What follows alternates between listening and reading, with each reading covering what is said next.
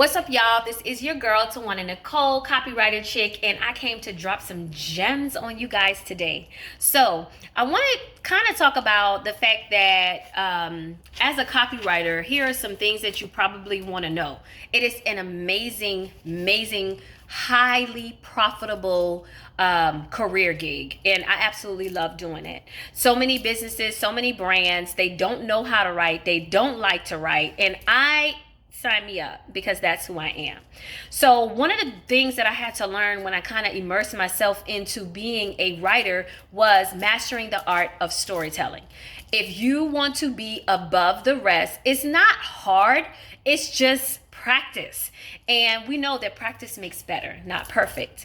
So in understanding that, I understood that I had to master the art of storytelling. The only way to master the art of storytelling is to read. You have to read and you have to write. And you have to kind of immerse yourself in books and in different writing forums and journaling and just trying to get yourself acclimated with whatever type of customer or client or brand or business or entrepreneur that comes your way. You can help them if you and that person, kind of click and connect, because I don't work with everybody. I don't think that's a good thing to do, especially if their values don't align with yours. But that's another conversation for another day. But in good business, you are supposed to work with people that kind of align with the same ideologies that you do.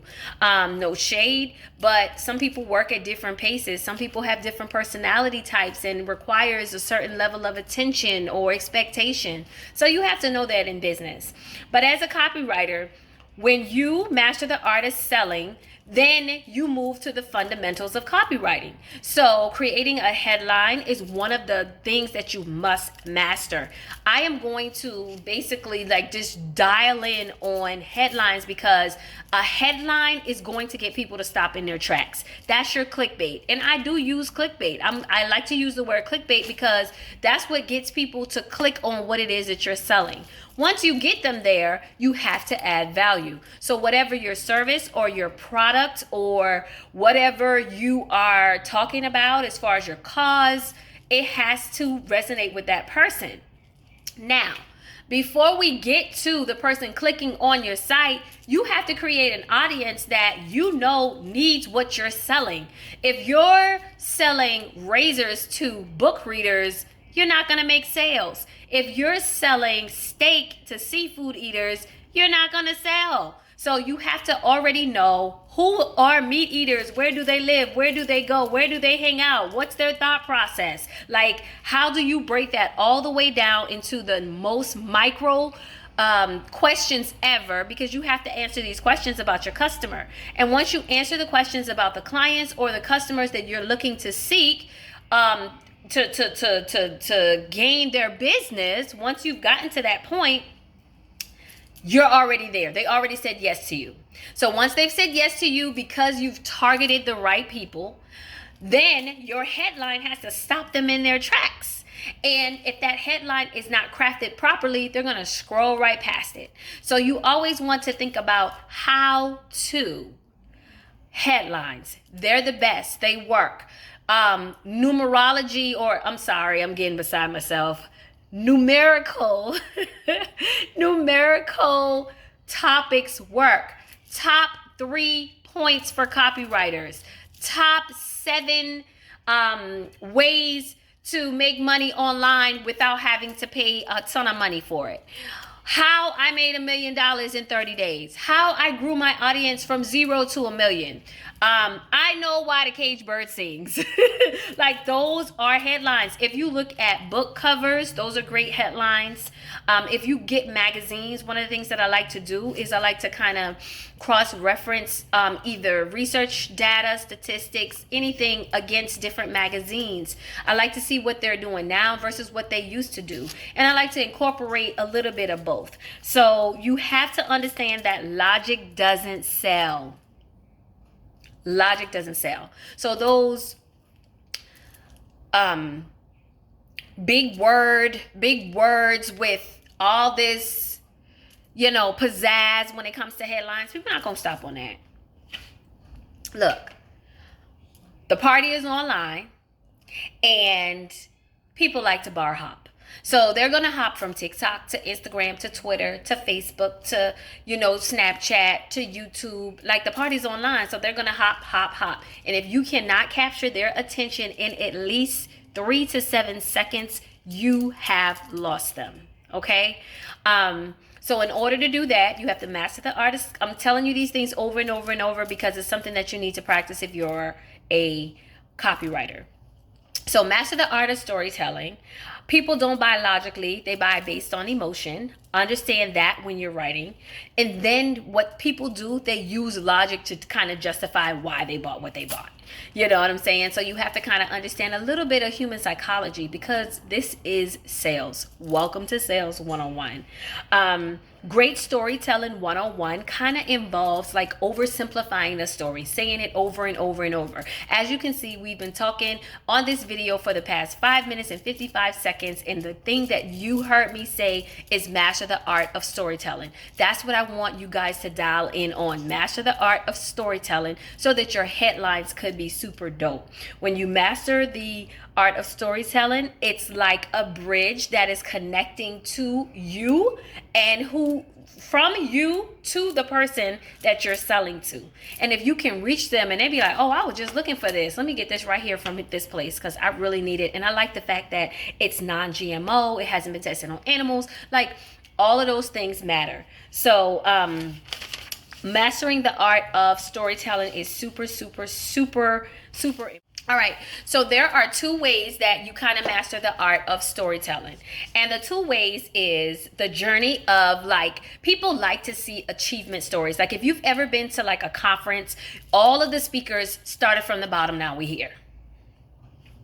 Started from the bottom, now we here. Like, that is like the premise of being a speaker at most of these places, because people love Disney movies. People love, to see that someone was down and out and the underdog wins, or the princess gets the king and she becomes queen. Like, people love those type of hearty type things. So when you see somebody that's down and broke and about to file bankruptcy and about to lose their car and don't know where they're going to pay their bills, but they're on stage less than 12 months later talking about how they made over $1 million+, you're going to listen to what they have to say, especially if that is someone that is interested in what you have to say. The next thing is the journey of the transformation. Like, what I love so much about transforming my business from just being I was literally just a consulting business that worked in project management with different projects. That was super general and super whack. So I had to change it up. I had to let people know, look, I am a writer, but as a copywriter, I help businesses and brands and entrepreneurs create words that sell. When it comes to writers, I help you guys as well. Any type of resources, masterclass, any type thing you need to get started in your business so that you can do what I do, because I can't service everybody. So it has to be more than one of us out here. Just like it's more than one loaf of bread. It's like if you walk down a grocery aisle and you see all these different types of bread, they're all making millions of dollars because people don't like the same thing. Everybody is different when it comes to personalities, like I talked about earlier in the video. So the transformation journey is just basically about understanding how to specify your niche and how to dial in on what your strength is. And when you're doing that for yourself, you could do that for a business or somebody else if you're a copywriter. And as a business or a brand, if you don't want to do it and you prefer the convenience of hiring a copywriter, these are some of the things that you want to make sure that they're talking about in your discovery call. When you set up a call to meet with them, one of the first things you want to talk about with them is, okay, can you provide some samples? Do you have some samples online where people are using your content or have actually used your words in online print or anything like that? I'm your girl. I can actually, you want to make sure you talk about that. The next thing you want to talk about is how you can help them scale their business. Most businesses are struggling. Most businesses are just barely making it, especially if they don't have a process or a system in place to kind of help them run a business. Like, as an entrepreneur, it is so hard sometimes to kind of put all the pieces of the puzzle together. So what you have to do is you have to kind of align with your tribe. You have to align with people that bring a strength to you that you need for your business. And whether it be through bartering, whether it be through compensation, whether it be through however you guys figure it out, that's how a lot of people scale their business. PR, exposure, copywriters, people like that, they're great gig workers because they do the grunt work. They do the work that nobody wants to do. But because I absolutely love writing, it's absolutely a passion of mine, and it brings me so much joy and happiness to be able to do what I actually love to do while getting paid for it. So to kind of sum this all up, it's like you have to tell your story through the journey of achievement or through the journey of transformation, whichever you feel is going to hone in on the audience that you're trying to win. Because remember, this is all about sales, y'all. This is all about sales. This is all about sales. All right. I hope this information was helpful. You guys make sure you subscribe, like, share, comment, and I'll see you guys online.